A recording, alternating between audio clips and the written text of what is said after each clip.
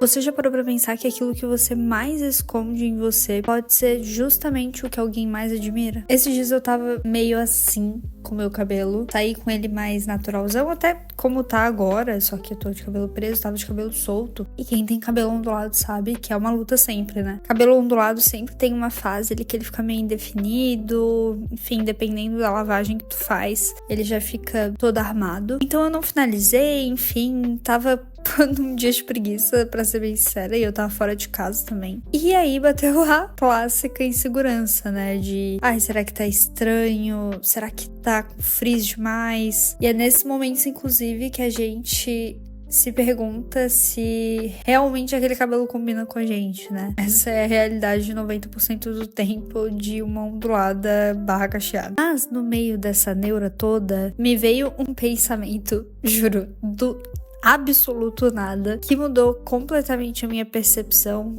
sobre mim naquele momento que eu tava tendo. Provavelmente mais pessoas acharam o meu cabelo bonito no caminho até aqui do que eu imagino. E foi literalmente do nada, como se a minha própria cabeça estivesse me respondendo, né? Eu, ai, como eu tô feia, e logo em seguida me veio essa paulada na cabeça. Isso me fez pensar justamente em como a nossa autocobrança age em silêncio, como a gente se diminui em coisas que ninguém não tá nem prestando atenção. Na verdade, às vezes a gente não precisa nem de um problema de verdade pra se sentir mal, né? A gente mesmo inventa um. E não é também como se fosse culpa nossa, porque é algo realmente totalmente inconsciente. E enquanto eu tava escrevendo o roteiro desse vídeo, eu pensei numa analogia que talvez seja muita piração, mas que é como se a nossa cabeça fosse uma caverna, que literalmente tudo que a gente fala pra ela ecoa de volta. Então a gente sempre escuta 2 vezes a mesma coisa. Como o nosso corpo, ele age como 2 coisas diferentes. Então, a pessoa da mente e a pessoa do corpo. E que tudo que a gente fala pra gente mesmo é como se a gente ouvisse em dobro, sabe? Eu não sei vocês, mas eu me enxergo desse jeito, assim, como se eu fosse 2 pessoas diferentes dentro de um mesmo corpo.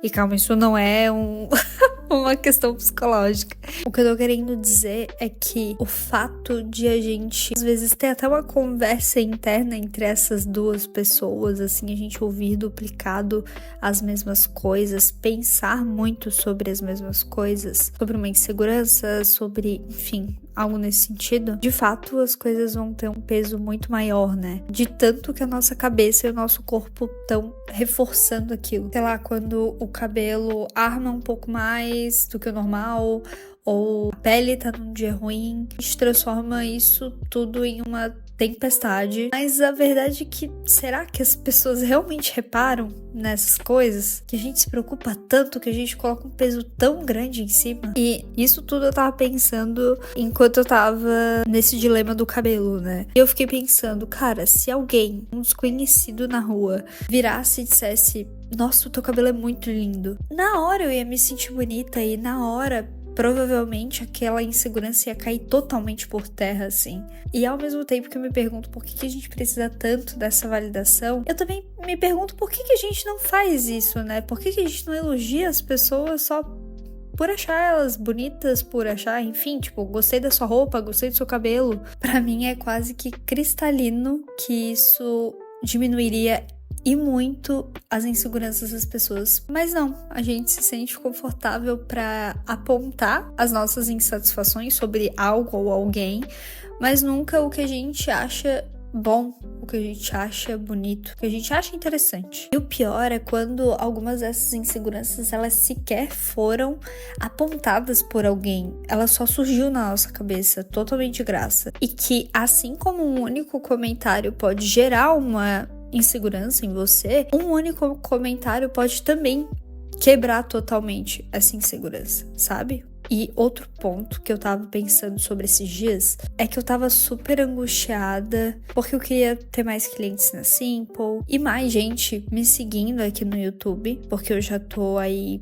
pra uns 5, 6 meses produzindo conteúdo. Só que enquanto eu tava me sentindo estagnada, provavelmente alguém que me segue nas redes sociais e vê só a parte boa ali da minha vida, né, que eu posto, isso que eu não posto muito, mas né, a gente sempre posta um momento feliz, algo assim, deve pensar, né? Nossa, a Camila abriu a empresa dela, comprou um carro, casou, tem 2 cachorrinhas. Eu queria muito chegar nesse ponto. E isso é muito louco, sabe? Porque eu não enxergo a minha vida dessa forma, eu sempre enxergo a pior parte dela. A gente tem o costume, né, de focar só naquilo que falta, nunca no que já existe. Na verdade, a maior parte do tempo a gente sequer vê algo bom naquilo que a gente tá fazendo. E meu ponto com esse vídeo é justamente fazer esse paralelo daquilo que a gente não vê e os outros admiram, e aquilo que o outro não vê em nós, mas a gente aponta pra si mesmo como se o mundo inteiro tivesse olhando e apontando e achando aquilo um absurdo. A percepção dos outros sobre nós sempre é diferente da que a gente tem sobre a gente mesmo, e isso é uma coisa que a gente já sabe, mas parece que nunca entra de fato na cabeça. Esse exemplo que eu dei, por exemplo, do meu momento de vida e tal. Ninguém sabe que eu ainda tô tentando me encontrar profissionalmente, todas as dúvidas que eu tenho diariamente. Ninguém sabe o quanto eu e o Ângelo demoramos pra comprar o nosso carro, e ninguém sabe quantos dias solitários eu tive antes de a Chloe chegar aqui. A verdade é que a maioria das coisas que nos aflige não existe nos olhos do outro, sabe? Porque não é